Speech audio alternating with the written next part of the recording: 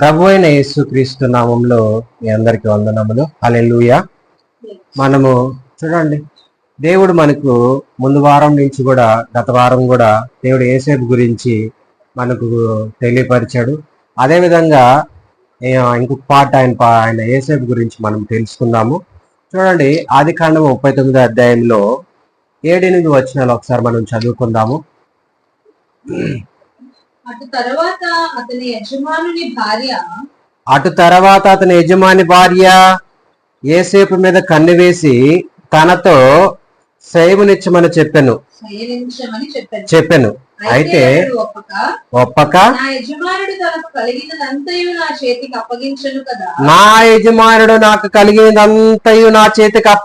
కదా, నా వశమున తన ఇంటిలో ఏమి ఉన్నదో అతడు ఎరుగడు. నా వశమున తన